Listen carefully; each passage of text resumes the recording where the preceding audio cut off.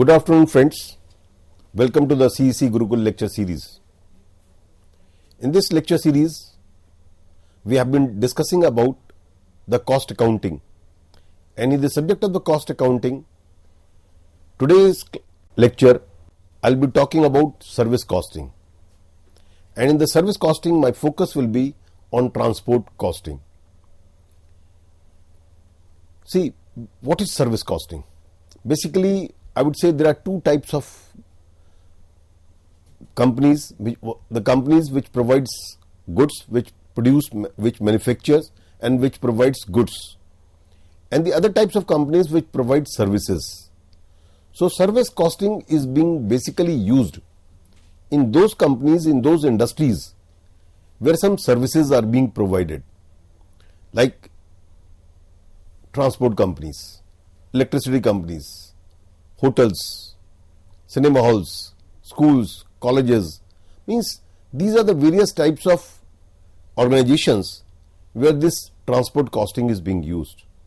So service costing, also known as operating costing, is a method of ascertaining cost in those undertakings which provide services. So either you produce goods, means you provide goods, or you provide services.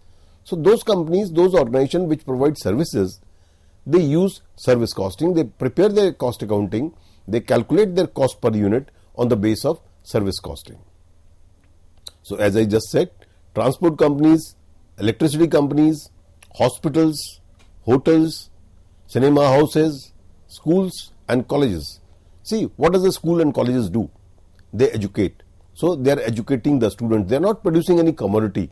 They are educating the students. So a college wants to know that how much cost does a college incur in teaching, in imparting knowledge to one of the student, right? So what we'll do is we'll calculate cost of the teaching each student on the base of service costing.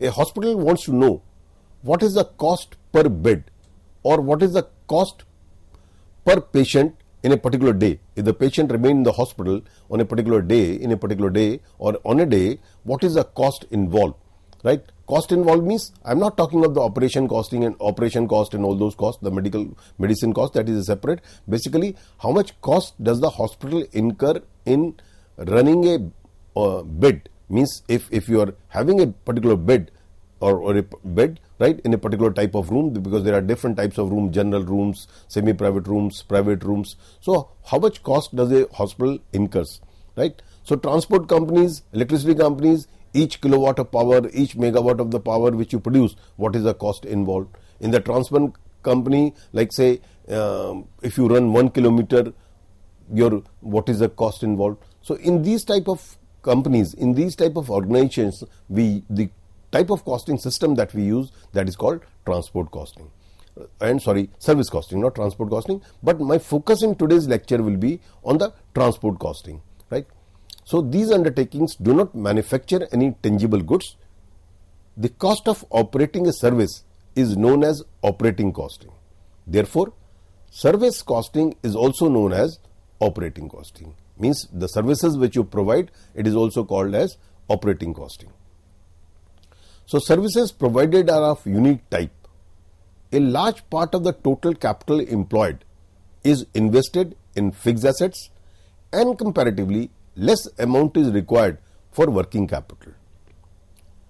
See, what we are discussing, that in most of the companies, in most of the organizations where service costing is being used, by and large, cost is in nature of fixed cost. If I take the example of transport company, because my focus in today's class will be more on transport business, right? So in the transport companies, by and large, the cost involved is of buying the trucks, buying the cars, buying the buses. So a huge capital expenditure is being incurred on purchase of bus, purchase of trucks, right? Or purchase of cars, and the salary of the drivers, the salary of the conductors is almost all fixed. Only a variable cost, a small portion of the total cost involved in the transport business is of variable nature. That is in the form of the petrol, diesel, CNG gas, right, and depreciation, if I say so, right, and the tires and the tubes, the depreciation that takes place in the tires and tubes. So these are the variable cost. Otherwise, by and large, the heavy cost, the most of the cost is in the nature of fixed costs. So in a passenger transport company, main investment is in the purchase of buses. Comparatively, less amount is required for meeting day-to-day expenses and payment of wages and salaries.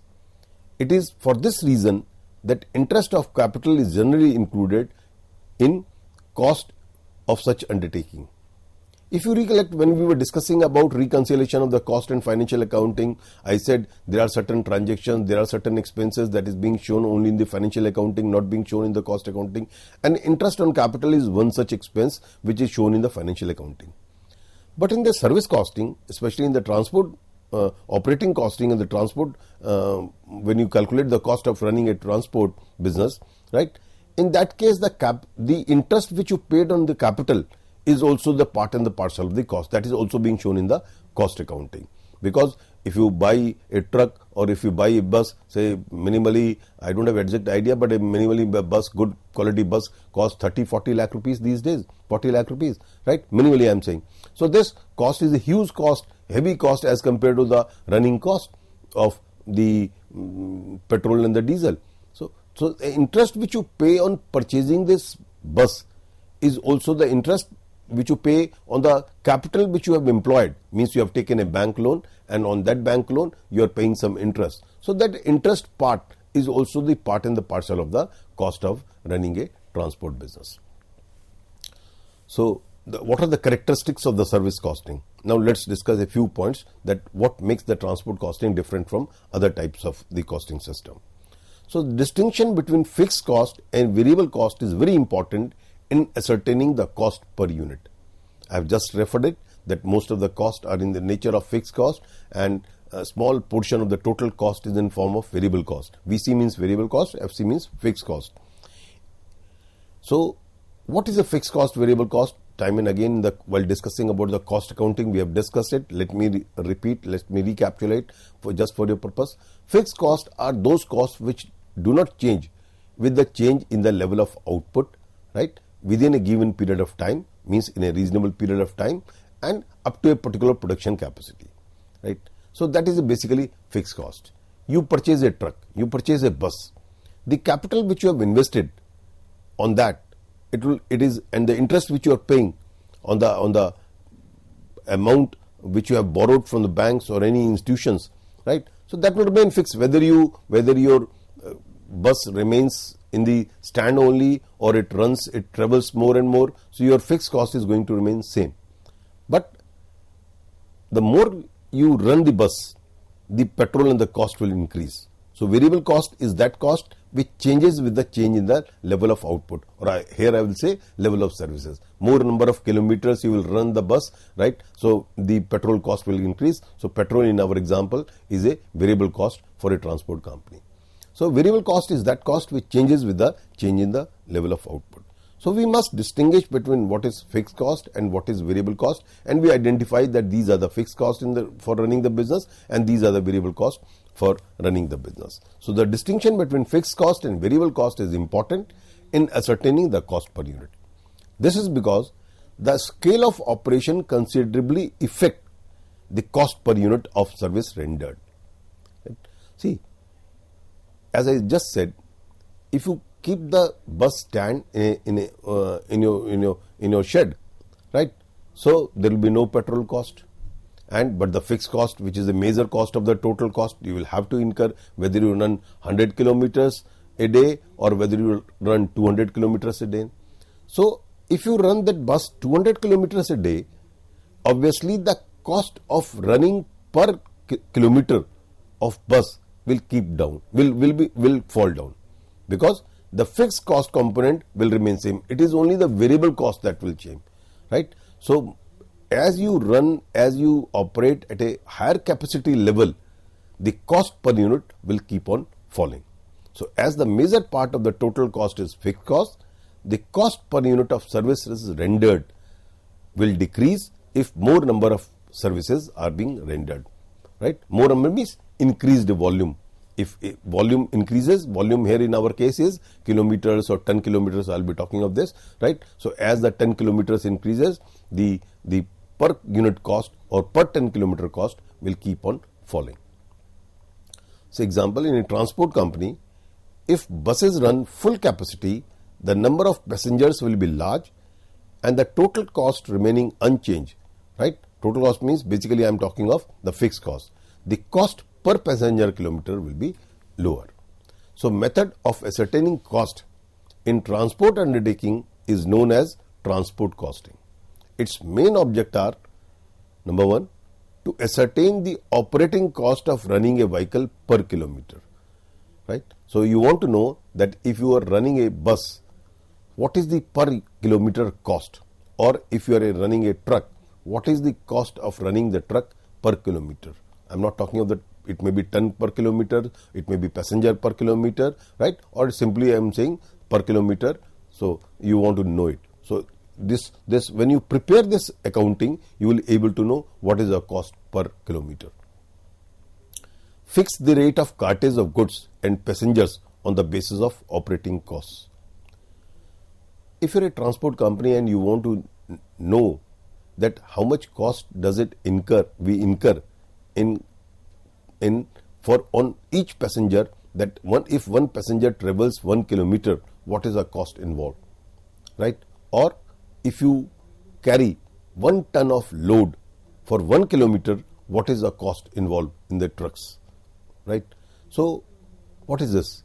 Then only you will able to know that what price should we charge from the customers, what rate should we charge from the customers.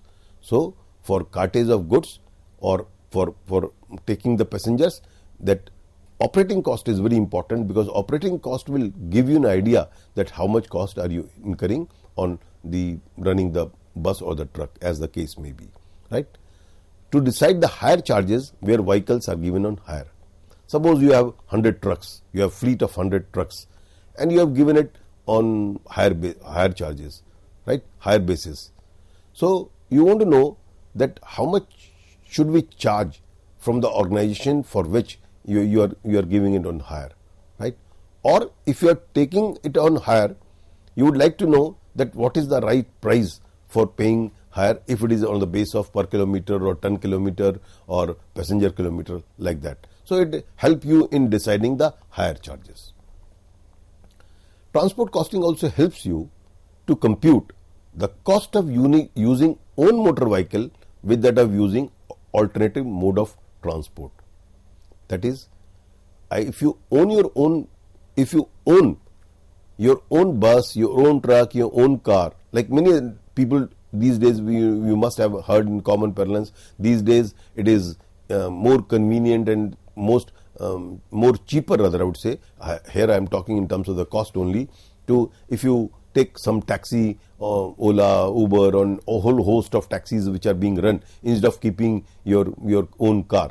If your traveling is very less, means you travel only once in a while, in a week time with the family, right? And daily you use public transport. So many people these days prefer to have Ola or the Uber or means any taxi instead of having your own car, right? Why it is so? Because they think that if I own my car, the minimum cost of purchasing a car is 5 lakh rupees approximately. So you will have to pay interest on it. Even if it is your own capital, there is the cost of the money. Had you invest this money in a bank or in a bank FD, so it will give you 6% interest, right? So this much interest you will be losing every year. You will have to get your car insurance, right? You will have to pay for that every year, or every 6 months you will have to get the car service. So if you calculate the total cost of it, it will be larger than if you hire a taxi. If your traveling is very less, means if you only once in a week or twice in a week you go outside, right, and you go around 40, 50, 100 kilometers in a day, right?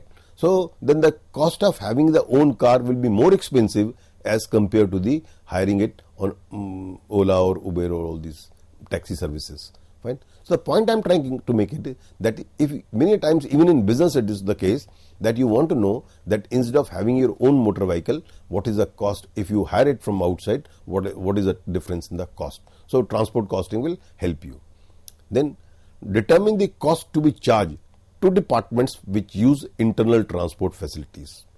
Like in the costing department, as we have discussed in our earlier discussion also, see, transport is a service department, and there are certain production, if it is a large organization, there are certain production departments. So the production department uses the services of service department, right? So whenever within the, if it is a large organization for transporting your employees, for transporting even goods from stores to the production site, right? So you use your internal transport, and the transport department, which is a separate department, it wants to know how much should it charge from the production department for each kilometer which it traveled, or for a particular day, if the production department use the services of the trucks of a company, right? How much should it charge?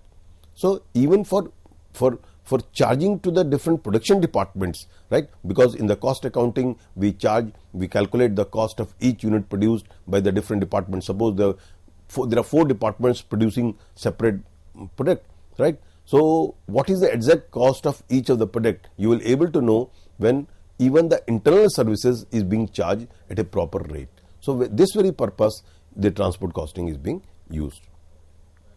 So now, after talking this, so we are saying that procedure of ascertaining cost in transport undertaking is to prepare an operating cost sheet. So how, now the question is, how you will prepare the cost? How will you come to know the cost? So the answer is that you prepare an operating cost sheet. So for knowing the cost, you prepare operating cost sheet. So these are the steps involved in calculating the operating cost. First step is determination of cost unit of, or we say cost service or unit of service. So cost unit in transport costing may be of the following 2 types. One is simple cost unit. When I say simple cost unit, you simply calculate per kilometer or per mile, right? So simple cost is, per kilometer, that if the truck runs for 1 kilometer, what is the cost involved? If the bus runs for 1 kilometer, what is the cost involved? If your car runs, car means or taxi, whatever you call it, right, runs for 1 kilometer, what is the cost involved? So ascertaining the cost of running a vehicle per kilometer, per mile, per kilometer or per mile, it is called simple cost unit. The other is called composite cost unit. So in the composite cost unit, instead of calculating the cost simply on a per kilometer basis, you calculate per passenger kilometer, right? So if it is a bus, if it is a car, taxi, I would say, right? So you would like to know that if one passenger travels 1 kilometer, what is the cost involved, right? So we call it composite cost unit, per passenger kilometer or per ton kilometer. In case of the transport organization which carries load, right, load of the which carries cargo, right? So basically we calculate 10 kilometer, that if the truck carries 5 tons of load, right, and travels 100 kilometers, so what is the cost of per ton kilometer of running this truck, right? So that is called ton kilometer. So cost of transporting a passenger or ton of goods for 1 kilometer is called composite cost unit. Thus, if 50 passengers in a bus travel for 100 kilometers, right, so it represents 5,000 passenger kilometer. In the same bus, suppose, people these days, because of the COVID time, they are traveling less and less, right? So in the same bus, if instead of 50, only 25 passengers are allowed, 30 passengers are allowed. So same bus is traveling 100 kilometers and only the 25 passengers travels in it, right? So I'll say passenger kilometer is 25 into 100, right? So 2500. If in the same bus, running cost is same, everything is same, right? Diesel cost is same, petrol cost is same, the interest cost is same, the depreciation of the bus is same, but only the 25 passengers are traveling. So cost will increase. But in the same bus, if 50 passengers are traveling, the cost per run or per passenger kilometer will come down. So the passenger kilometer will become 500, right? So 50 passenger into 100 kilometers, that becomes to be 5,000, not 500, 5,000. The other thing is compilation of cost. In transport costing, costs are classified and compiled in an operating cost sheet, which are as follows. Fixed cost, right? So these are constant cost, and I have already explained this, that these costs do not change, right? It's like wages of drivers, conductors, garage rent, office expenses, license fee, insurance of vehicles, road tax. As all of us know that every year you have to get your vehicle insured, right? When you're traveling on the road, you're applying to the transport department for road tax, right? So you pay road tax, because if you're is a day-to-day business, instead of paying the road tax on a 6 monthly period, you pay the road tax on a yearly basis. So that is road tax, insurance of vehicle, license fee, right? Office expenses, whether you run less or you run more of the buses, the minimum office expenses will remain same. You have taken a garage on rent in which five buses can be placed, right? Or 5 trucks can be placed. So the garage rent will remain same. So driver and conductors you have already hired. So it will, all these are in the nature of fixed cost. Variable cost, these are running cost and are incurred only when the vehicle run. I have discussed it earlier also, right? Petrol, diesel, oil, lubricants, depreciation, tires and tubes. You may argue that depreciation and tires and tubes, I will say it is a semi-variable cost. But here for convenience purposes, we are putting in the variable cost definition. Because why I am saying depreciation is a semi-variable cost? I mean, you buy a bus, even if you don't run the bus, right? If the bus remains in the stand for say for a month, despite of that, there is bound to be some depreciation that takes place because of the passage of the time. Same is the case of the tires and tubes. If you don't run the bus for 5 years, 6 years, even if the bus is not being run or the truck is not running for 5 years, there is bound to be some depreciation in the tires and tubes, right? You may say if it runs more, right, then the depreciation of tires and tubes will be more. If the bus runs more, if the truck runs more, the depreciation of bus and trucks will be more. But nevertheless, we have kept it in the variable or operating cost, variable cost category, because we are presuming that more number of kilometers if it runs, the depreciation will increase. If the same is the case with the tires and tubes, if it runs more, the depreciation will be more. So I have kept this in the variable cost. So basically we are saying the fixed cost and the variable cost, right? Now the third step is determining cost per unit of service. As the service rendered by the transport undertaking is of uniform type, the cost per unit of service is the average cost, right? So means you are not producing different product, you are not giving different type of services. If you are having a trucks, right? So the ton per kilometer is the cost. So the services which you are providing, you are taking the load of the companies, the organizations to one place to another place. So the 10 kilometer is the cost. So what you will do? You will add up all the cost, divide by number of 10 kilometer, that will give you per unit cost. So the total cost divided by the number of units of the service will give you per unit cost. So for example, if total cost per month in a transport company is 2,24,000 and the bus run has 4,48,000 kilometer. So during the means, this figure is 24,000 and 40,000. Means the transport company, the cost is 24,000 and bus runs for 48,000 kilometers during the month. So operating cost will be simple, 24,000 divided by 48,000, that is 50 paisa per unit, right? So your unit may be the kilometers I am saying, right? So simply we are not having given the load. So I will say transport company, the cost is 24,000 and the mileage is 48,000 kilometers. So 24,000 divided by 40,000, 50 paisa per kilometer, right? So there are different terms that we use. We say absolute kilometer and commercial ton kilometer. So in a transport costing, composite cost unit may be computed in two ways. It is absolute ton kilometer and the commercial ton kilometer. So in absolute ton kilometer, cost unit between each two stations are calculated separately in ton kilometers and then totaled up. But in commercial ton kilometer, the trip is considered as a whole and it is arrived at by multiplying the total distance in kilometer by average load. This is important, by average load quantity, right? So like this example, let me take it quickly. A truck starts with a load of 20 tons of goods from station A. It unloads 8 tons at station B. Means from station A, it is carrying a load of 20 kilometers. It unloads 8 kilometers at station B, and rest means remaining 12 tons, and rest of the goods at station C.